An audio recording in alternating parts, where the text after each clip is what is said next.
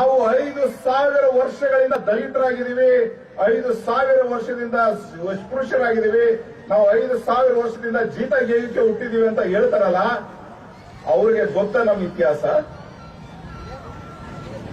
ಟಿಪ್ಪು ಸುಲ್ತಾನ್ ಸಾಯುವವರೆಗೆ ಪ್ರತಿಯೊಂದು ಹಳ್ಳಿಯಲ್ಲಿ tax collect ಮಾಡ್ತಾ ಇದ್ದವರು ಕುಳವಾಡಿಗಳು. ಟಿಪ್ಪು ಸುಲ್ತಾನ್ ಇದ್ದಾಗ ಅವನ ಸೈನ್ಯದಲ್ಲಿ ಸುಮಾರು 70ರಿಂದ 80% ಇದ್ದಂತವರು ಇವತ್ತಿನ ದಲಿತರು, ಒಲೆಯರು, ಮಾದಿಗರು, ಲಮಾಣಿಗಳು, ಬೋವಿಗಳು, ಒಡ್ರು, ವಾಲ್ಮೀಕಿಗಳು. ನಾನು ನಿಮ್ಗೆ ಹೇಳ್ತೀನಿ, ಸಿದ್ದರ ಬೆಟ್ಟ ಅಂತ ಇದೆ ತುಮಕೂರಲ್ಲಿ, ಅದ್ರ ಮೇಲೆ ದೊಡ್ಡದೊಂದು ಕೋಟೆ ಕಟ್ಟಿ ಆಳದಂತ ಕುರಂಗ ದೊರೆ ಮಾದಿಗ. ಜೋರಾಗಿ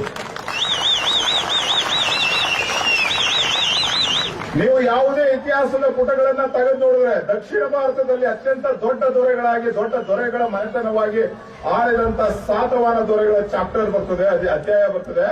ಆ ಸಾತವಾಹನ ದೊರೆಗಳು ಮಾದಿಗರು. ಕರ್ನಾಟಕದಲ್ಲಿ ಹಳ್ಳಿಗಳಲ್ಲಿ, ಉತ್ತರ ಕರ್ನಾಟಕದ ಹೆಚ್ಚಾನೆಚ್ಚು ಹಳ್ಳಿಗಳಲ್ಲಿ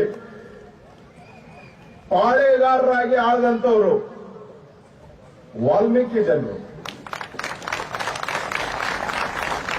ಕುಮಾರರಾಮನ ಚರಿತ್ರೆಯಲ್ಲಿ ಬರುವಂತ ಕುಮಾರರಾಮ ವಾಲ್ಮೀಕಿ. ನಮ್ಮ ರಾಮಾಯಣವನ್ನ ಬರೆದಂತ ಮಹಾನ್ ಬುದ್ಧಿವಂತ ವಾಲ್ಮೀಕಿ. ನಾನು ಹೇಳ್ತೇನ್ರಿ, ಮಲೆ ಮಾದಪ್ಪನ ಮಹಾಕಾವ್ಯದಲ್ಲಿ, ಮಂಟೇಸ್ವಾಮಿ ಮಹಾಕಾವ್ಯದಲ್ಲಿ ಬರುವಂತ ಸಿದ್ದಪ್ಪಾಜಿ, ಆ ಮಹಾಕಾವ್ಯಗಳ ಆಧಾರದ ಮೇಲೆ ನೋಡಿದ್ರೆ ದರೆಯನ್ನ ಹುಟ್ಟು ಹಾಕಿದವನು ಸಿದ್ದಪ್ಪಾಜಿ. ದರೆಗೆ ದೊಡ್ಡವರು ಸಿದ್ದಪ್ಪಾಜಿಗಳು.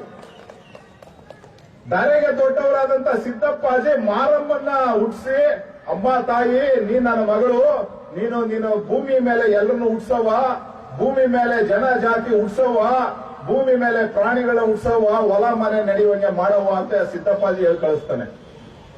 ಆವಾಗ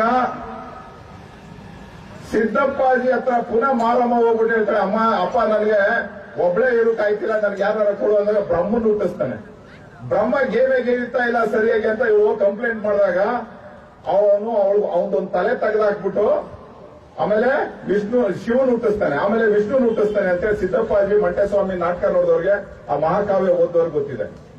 ಮಲೆ ಮಾದಪ್ಪನ ಮಹಾಕಾವ್ಯ ಓದೋರ್ಗೆ ಗೊತ್ತಿರಬಹುದು. ಮಳವಳ್ಳಿಯಲ್ಲಿ ಇರುವಂತ ಒಲೆಯರಿಗೆ ಅಗ್ರಿಕಲ್ಚರ್ ಮಾಡೋದು ಹೆಂಗೆ, ಹೊಲ ಮಾಡೋದು ಹೆಂಗೆ ಅಂತ ಹೇಳ್ಕೊಟ್ಟವನು ಮಲೆ ಮಾದಪ್ಪ. ಅಂಡ್ ಮಲೆ ಮಾದಪ್ಪ ಮಾದಿಗ. ತರಳಬಾಳು ಮಠ ಅಂತ ಇದೆ, ಉತ್ತರ ಕರ್ನಾಟಕದಲ್ಲಿರುವಂತ ಅತ್ಯಂತ ದೊಡ್ಡ ಲಿಂಗಾಯತರ ಗುಂಪಿಗೆ ಇರುವಂತಹ ಮಠ, ಸಾದರ ಲಿಂಗಾಯತರಿಗೆ ಇರುವಂತಹ ಮಠ ತರಳಬಾಳು ಮಠ. ತರಳಬಾಳು ಮಠದ ಮೂಲ ಪುರುಷರು ಮರಳು ಸಿದ್ದಪ್ಪ ಮಾದಿಗ. ಉತ್ತರ ಕರ್ನಾಟಕದಲ್ಲಿ, ಅದರಲ್ಲೂ ದಾವಣಗೆರೆ, ಚಿತ್ರದುರ್ಗ, ಶಿವಮೊಗ್ಗದ ಭಾಗದಲ್ಲಿ ಒಂದು ಗಾದೆ ಮಾತಿದೆ, ಸಾದ್ರು ಅಂದ್ರೆ ಮಾದ್ರು, ಮಾದ್ರು ಅಂದ್ರೆ ಸಾದ್ರು ಅಂತ ಗಾದೆ ಮಾತಿದೆ. ಯಾಕೆ ಈ ಮಾತು ಬಂತು? ನಾವು ನಮ್ಮ ಇತಿಹಾಸವನ್ನ ಅರ್ಥಕೊಂಡಿಲ್ಲ. ಯಾರೊಬ್ಬ ಬಂದ್ಬಿಟ್ಟು ಹೇಳ್ತಾರೆ ನಿನ್ ಮುಖ ಚೆನ್ನಾಗಿಲ್ಲ ಅಂತ, ನಾನು ಬೆಳಗಿದ್ರು ಅದ್ರ ಅರ್ಥ ನಾನು ಚೆನ್ನಾಗಿಲ್ಲ ಅಂತ ಹೇಳ್ತಾ ತಿರ್ಗಾಡೋದು. ನಾನು ನಿಮಗೆ ಒಂದು ಉದಾಹರಣೆ ಕೊಟ್ಟು ಹೇಳ್ತೀನಿ. ನಮ್ಮ ಮೀಡಿಯಾ